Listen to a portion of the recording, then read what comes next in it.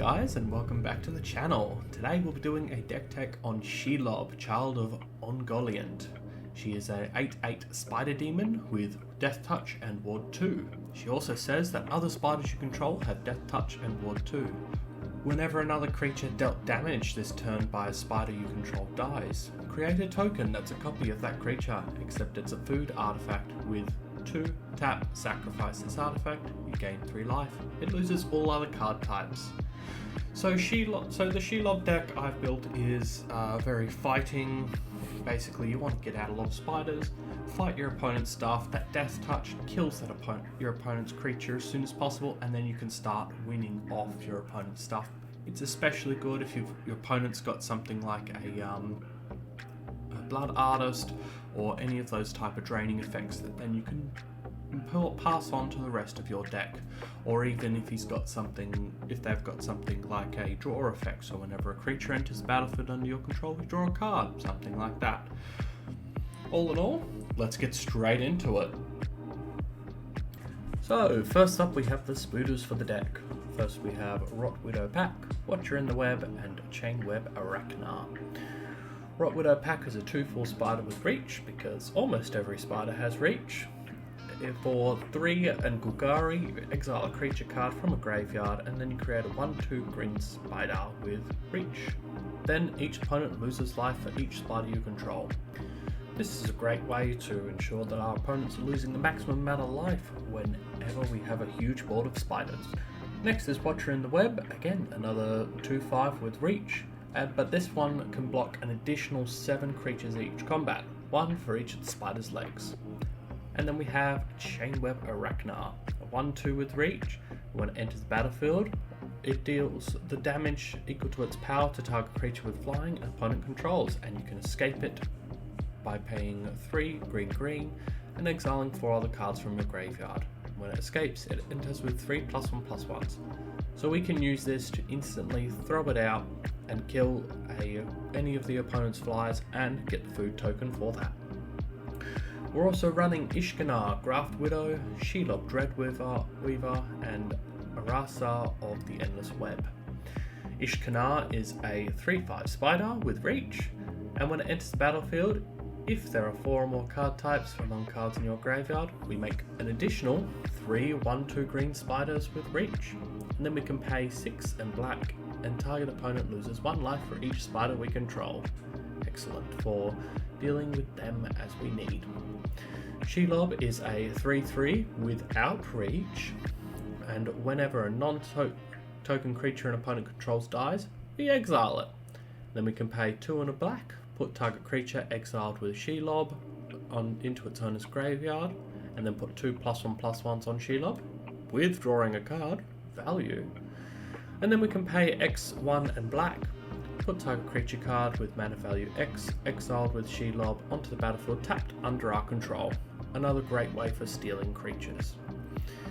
Araska is a 3/5 with reach, and whenever an opponent casts an instant or sorcery, we make a 1/2 spider, which, no doubt, someone's going to cast at least 1 or 2 instant or sorceries while Araska's seeing them. We're also running Skyfisher Spider, Curse of Clinging Webs, and Loth Spider Queen. The Skyfisher is a 3/3 with reach, and when it enters the battlefield, we may sacrifice another creature, and when we do, destroy target non-land permanent. Even when it dies, we may gain 1 life for each creature card in our graveyard, and if we do, we exile it. Curse of Clinging Webs is a curse that we enchant a player, and whenever a non-token creature enchant a player controls dies, we exile it and we create a 1/2 green spider token with reach. So this is actually a new card that's been thrown in with the Commander pack, I believe, that has come out from Lord of the Rings. Definitely worth picking up. Loth Spider Queen is a planeswalker with 4 loyalty, and whenever a creature you control dies, you put a loyalty counter on Loth. We can pay 0 to draw a card and lose a life. We can -3 her to create 2/1 black spiders with menace and reach. For the -8, you get Emblem with whenever an opponent is dealt combat damage by 1 or more creatures you control, if that player lost less than 8 life this turn, they lose equal to the difference.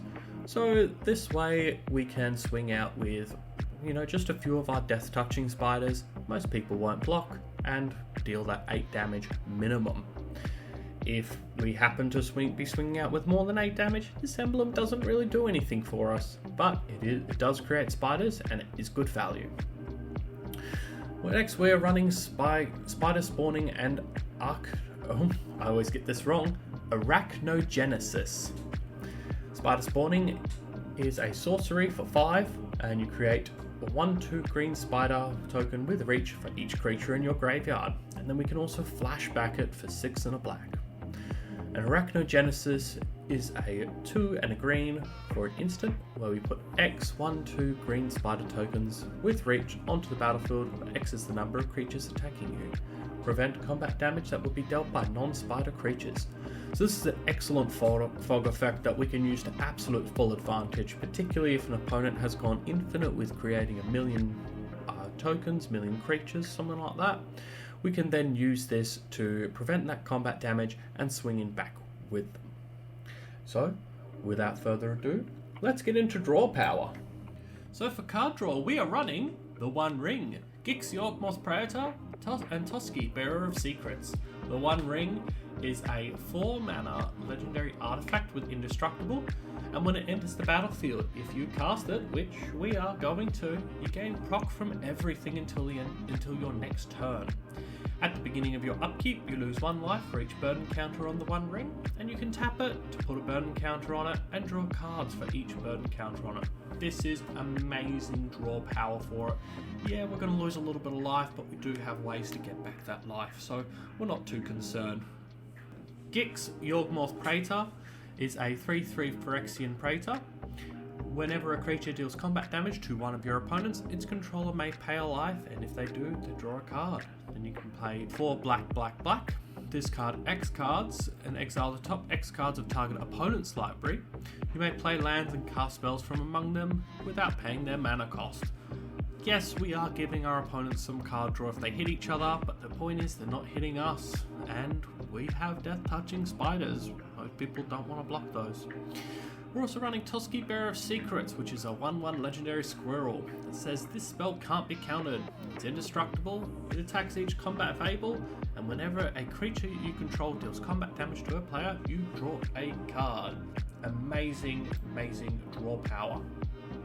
We're also running Black Market Collections, The Great Henge, and Tribute to the World Tree. Black Market Connections is at the beginning of your pre-combat main phase, you choose 1 or more.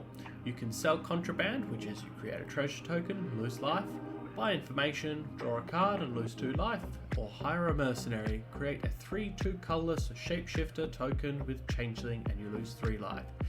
Yeah, paying 6 life a turn is pretty bad, but getting that shapeshifter might be the difference in, having a spider and not.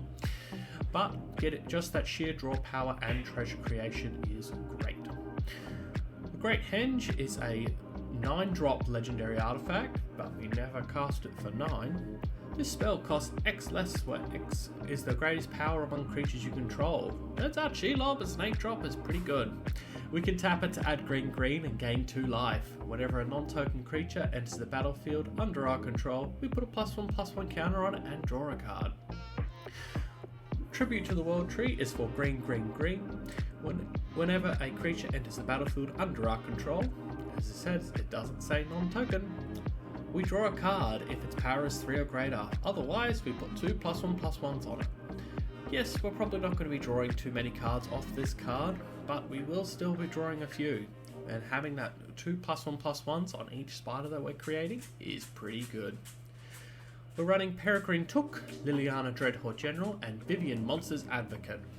Peregrine Took says that if 1 or more tokens would be created under your control, you create those tokens plus an additional food, and then you can sack 3 foods to draw a card. Just having double food is amazing. Liliana Dreadhorde General is a Liliana Planeswalker with whenever a creature you control dies, draw a card. +1 is create a 2/2 black zombie. -4 is each player sacrifices 2 creatures, and for us, probably draws 2 cards. And -9, each opponent chooses a permanent they control for each permanent type and sacrifices the rest. Truly devastating. Vivian is a 5-mana Planeswalker says you may look at the top card of your library at any time, and you may cast creatures off the top of your library. +1 to create a 3/3 green beast token, and we put our choice of a vigilance counter, reach counter, or a trample counter on it. We can also -2 her that when we cast our next creature spell this turn, we search our library for a creature card with lesser CMC and put it straight onto the battlefield and then shuffle. Though yeah, she's not true card draw on her own, this is an amazing amount of card advantage that we can take advantage of. And finally we have Return of the Wild Speaker, Rishkar's Expertise, and Pact of the Serpent. Return of the Wild Speaker is a 5 mana instance which says choose one, draw cards equal to the greatest power among non-human creatures you control, or non-human creatures you control get +3/+3 until end of turn. It is a great card that we can use to push that damage through, or we can just draw 8 cards with just Shelob. Rishkar's Expertise is the 6-drop, which does a very similar thing. We draw cards equal to the greatest power among creatures we control, and then we also get to cast a spell with 5 or less mana cost from our hand without paying it. That's amazing, and it will ignore casting timing as well. And we also have Pact of the Serpent, which is for only 3 mana. We choose a creature type, and target player, which is us, draws X cards and loses X life, where X is the number of creatures they control of that type. So if we have 8 spiders out, we play this for 3 mana, we draw 8 cards. Yeah, we're losing 8 life, but just the sheer fact of, we get to get those cards. We could also use this against an opponent if they have a lot of, for example, elves, which elf decks always do. We can use this to help drain them out, even though we're not attacking. With card draw out of the way, we now go on to the fighting. So first up we've got Thorn Mammoth, Ubermaw Tracker, and Halana Kasig Ranger. Thorn Mammoth is a 6/6 mammoth. He's an elephant with trample, and whenever he or another creature enters the battlefield under your control, it fights up to one target creature you don't control. Having constant fights on a card is great, particularly since it's ETB. Ubermaw Tracker is a 1/1 human shaman. With 1 and a green tap, target creature you control fights another target creature. This is actually a sneaky infinite for us. Halana Kasig Ranger is a 3/4 human archer with reach, and whenever another creature enters the battlefield under your control, you may pay 2. And when you do, that target creature deals damage to its power equal to target creature. So we can use our spiders to deal the damage to an opponent's creature with the Death Touch, killing them instantly. We're also running Blizzard Brawl, Prey Upon, and Tail Swipe. These are pretty much just 1 mana fight spells. Blizzard Brawl is a unique card as it will give us indestructible and +1/+0 until end of turn, providing we have snow permanents. And because our mana base is Snowlands, we will be having it pretty much every time. Prey Upon, just a standard fight spell. Target creature you control fights target creature you don't control. And Tail Swipe is choose target creature you control and target creature you don't. If you cast this spell during your main phase, the creature you control gets +1/+1 until end of turn, and they fight each other. We're also running Prize Fight, Inscription of Abundance, and Bite Down. Prize Fight is a fight spell that gives you a treasure. Inscription of Abundance is a great card that we can kick if we need, and when we kick it we get to choose any number of modes that we need to. So we've got 2 +1/+1s with target creature. Target player gains X life, where X is the greatest power among creatures they control, and target creature you control fights target creature you don't control. Bite Down is just straightforward. Target creature you control deals damage equal to its power to target creature or planeswalker you don't control. We're also running Bushwhack, Cosmic Hunter, and the new Vorinclex.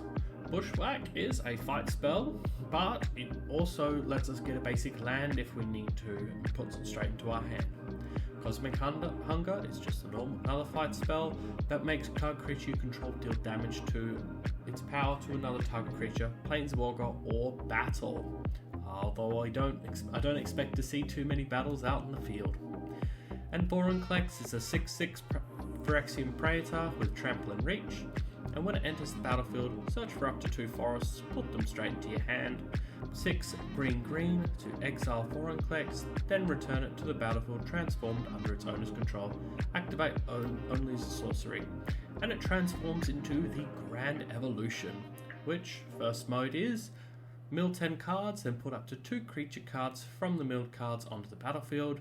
Second mode, distribute 7 +1/+1 counters among any number of creatures you control. And third mode, which is the one we're most interested in, is until end of turn, creatures you control have 1, this creature fights a creature you don't control. And then you exile it and return to the battlefield face up. We're also running Thornbite Staff, Golgari Longbow, and Back for More. Thornbite Staff is a equipment that we can equip to a creature for a low cost of 4 mana, and the equipped creature has 2 tap. This creature deals 1 damage to target creature or player, and whenever a creature is put into the graveyard from play, untap this creature. This essentially says, pay 2 mana, have a spider with Death Touch kill something. Golgari Longbow is essentially the same thing, except it has equipped a creature has tap, this creature deals 1 damage to any target, and equip 3. And Back for More is return target creature card from your graveyard to the battlefield. When you do, it fights up to 1 target creature you don't control. So if we need to, we can use this to recur Shelob and have it fight something immediately.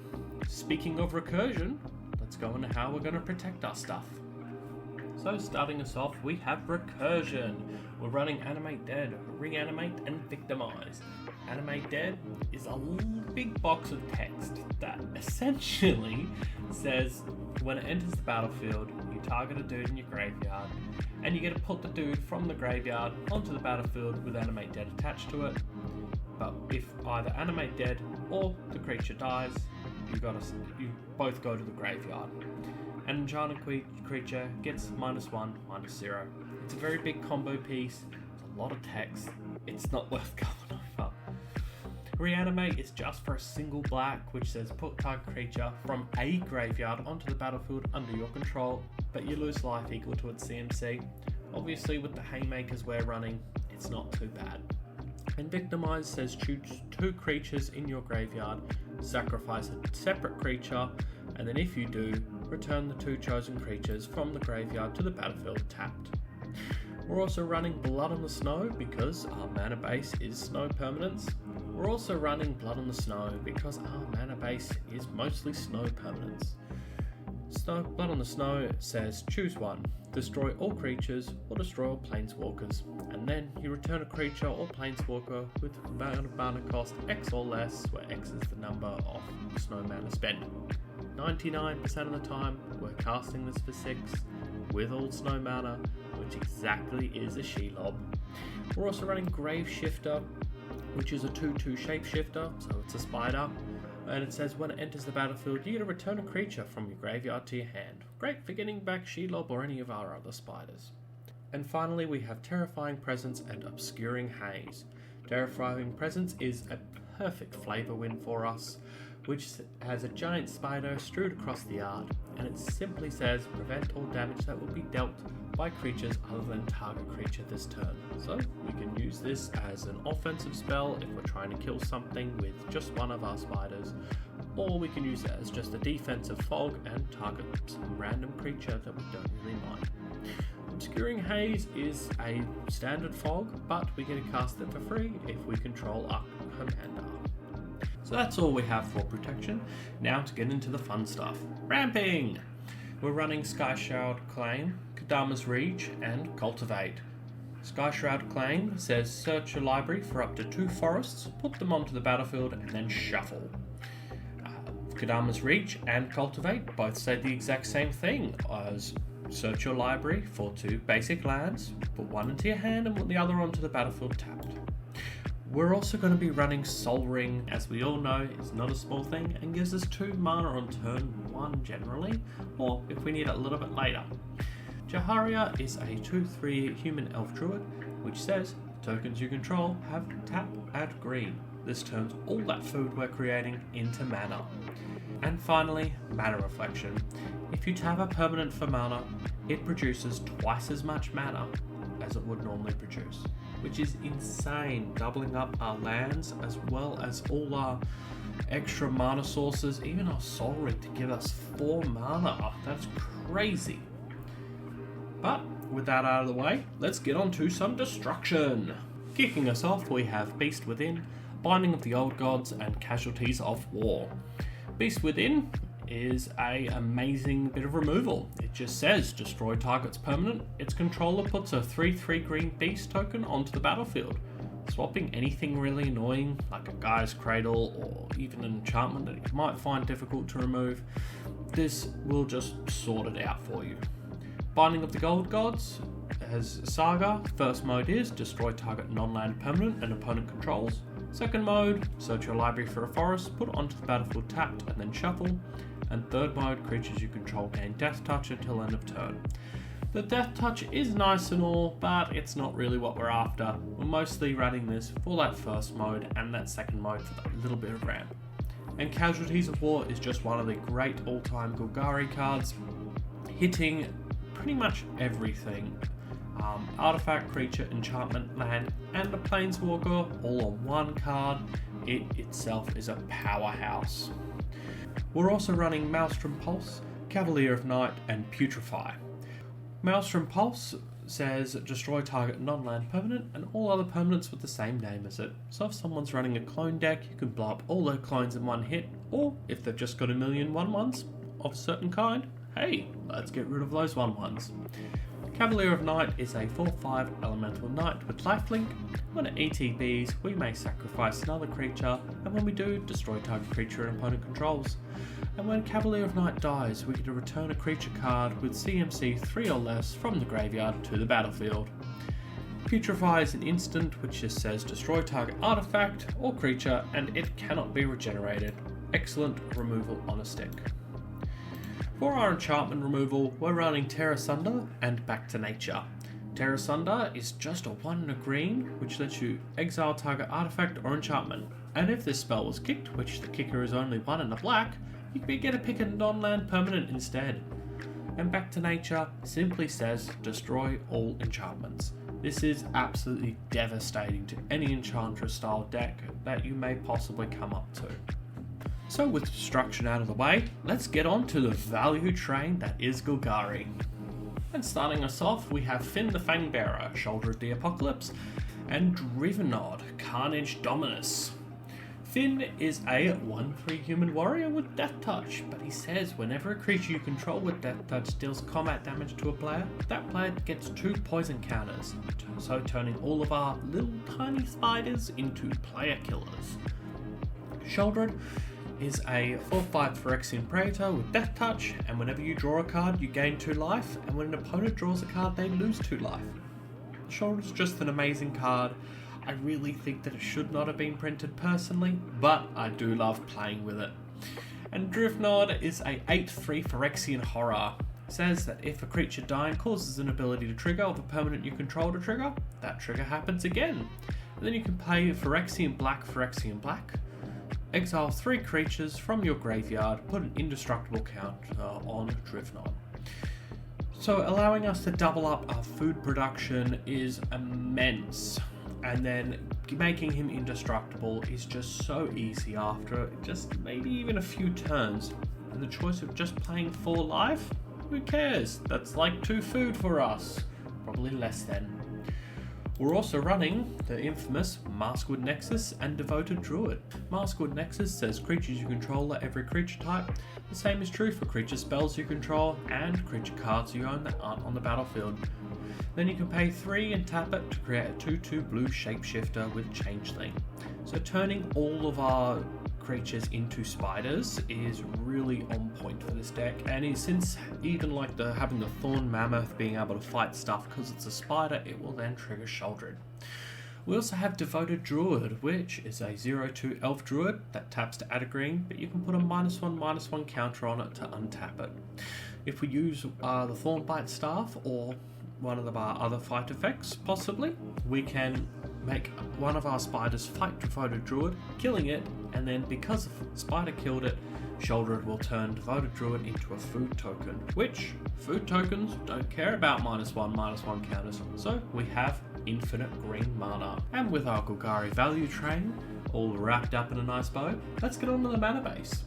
We are running Overgrown Tomb, Deathcap Glaive, and Myriad Landscape.